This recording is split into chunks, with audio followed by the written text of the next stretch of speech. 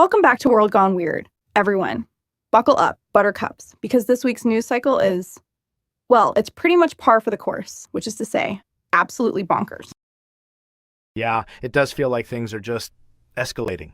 Like we're on some kind of runaway train. I'm Otto, by the way. I'm always trying to find the silver linings, but this week is testing even me. Testing us all, Otto. Seriously. I'm Jimmy, and I'm just trying to figure out what's actually real anymore. This whole thing with Musk and the Pentagon, that just smells fishy from the get-go. Indeed, reality is being stretched thin. I'm Jesus. The Musk situation does present a fascinating case study. The core question revolves around objective assessment. What national security information is truly being made available, and how is it being filtered?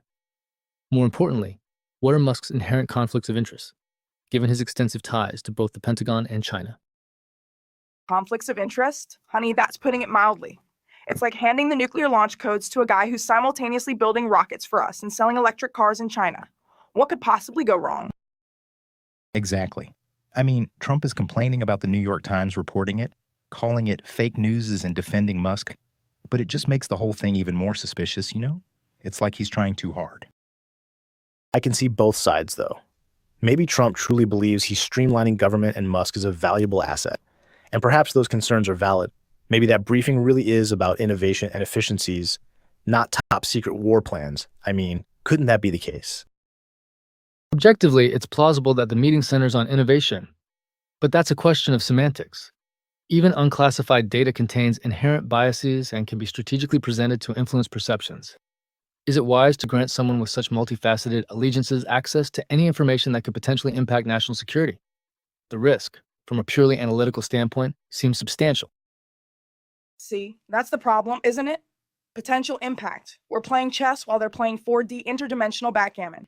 I'm willing to bet there's more being discussed than meets the eye. Hegseth saying, "Why would I tell you?" After the meeting. That's not exactly reassuring. It's a complete lack of transparency.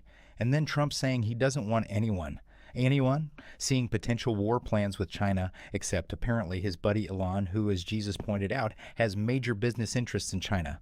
It makes no sense. Well, perhaps Trump believes that the benefits outweigh the risks.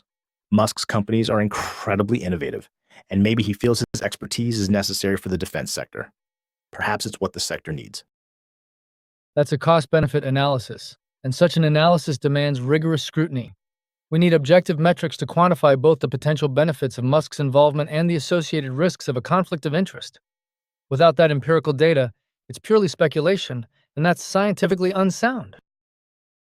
Speaking of unsound, did you see what's happening with the Department of Education? Dismantling it and parceling it out to the Small Business Administration and Health and Human Services. That sounds like a recipe for absolute chaos. Chaos is putting it mildly. The SBA handling student loans, that's like asking a lemonade stand to manage the national debt. They're laying off a huge portion of their workforce to do it. What makes anyone think it can possibly work better that way? There needs to be an objectively better way. Randomly distributing functions is a dangerous game, with potentially enormous impacts on student loan management and special needs support. A well-reasoned cost-benefit analysis and objective data are needed before such decisions can be implemented. Oh, I'm sure there's a reason. It's probably hidden somewhere in a Trump Truth social post written in ALL caps and riddled with typos. Maybe it's to consolidate power or reward some cronies, or just because he felt like it that day. And he's throwing Robert F. Kennedy Jr. into the mix to handle special needs. That's concerning, given his history of spreading misinformation about public health. It's a bad move no matter how you slice it. You're right. RFK's involvement is troubling. His views on vaccines are not based on sound science. Still, can we at least acknowledge that reforming the Department of Education has been a long-standing conservative goal? Is there something we are missing? That's precisely the problem. A goal, however long-standing, must be founded on evidence-based solutions and rigorous analysis, not just ideological preferences. The move raises the specter of potential long-term harm to educational policy and student welfare. And it raises a further question: what becomes of all the data accumulated by the Department of Education? Will it be properly secured when migrated to the SBA, or will it be vulnerable? Such considerations need to be addressed objectively. Speaking of troubling, that judge, Boasberg, is having absolutely none of Trump's shenanigans with the Alien Enemies Act. The guy's practically spitting fire in the courtroom. I almost feel bad for the Justice Department lawyers. Almost. Serves them right. Trying to pull a fast one on a judge like that? especially after he already told them to stop the deportation flights. It's blatant disregard for the rule of law. Though Trump is escalating his attacks on the judge. That does not seem healthy. Yeah, Trump going after judges, that's never a good sign. Still, is it possible that Judge Boasberg's actions are politically motivated as well? I mean, questioning Trump's actions so aggressively seems quite partisan.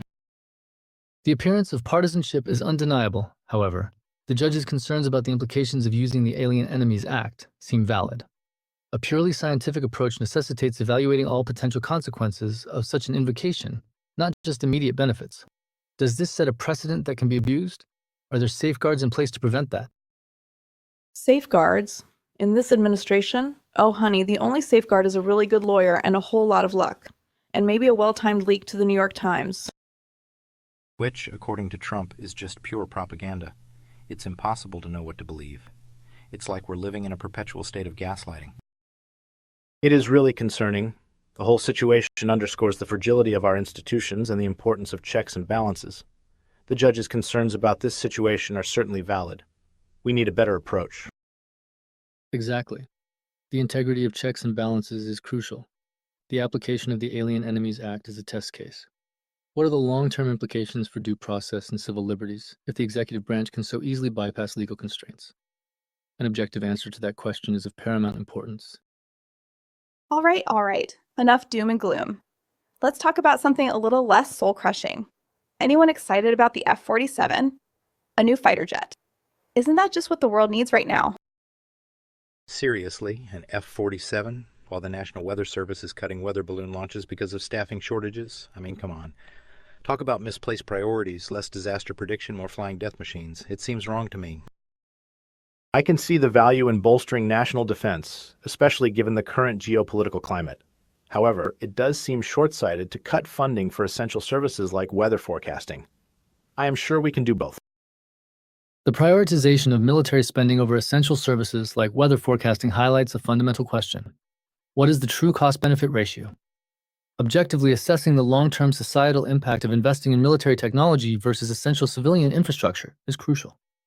How do we quantify the value of lives saved by accurate weather predictions versus the perceived security benefits of a new fighter jet? That's where science can help. Maybe they'll arm the weather balloons with little missiles, then it can be both. Problem solver. You're a menace. That's what you are. But I will admit, the idea of weaponized weather balloons is strangely appealing in a dystopian sort of way. Let's not go there. It's important to look for comprehensive, positive solutions, and the focus needs to be on sustainability, infrastructure, and community resilience. There needs to be investment in people. If the U.S. does not take this into account, there could be long-term damage. Agreed. A holistic approach is essential. And in that light, even something like releasing the Kennedy assassination files presents a mixed bag. While transparency is generally desirable, it's a question of impact. What will it achieve other than fueling conspiracy theories? What measurable societal benefit will result from dredging up old secrets versus the distraction from current pressing issues? Oh, it'll definitely fuel conspiracy theories. I can already see the Reddit threads exploding with proof that aliens killed JFK or something equally ridiculous.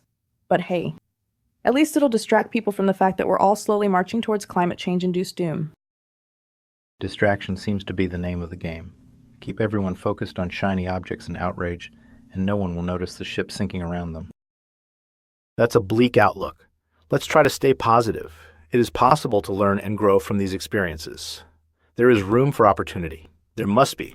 Is there some way to see a potential diplomatic solution to these problems? Potential diplomatic solutions demand a rational assessment of all possible outcomes and measurable metrics for success. Wishful thinking won't cut it. Can we realistically expect a peaceful resolution to the Russia-Ukraine war?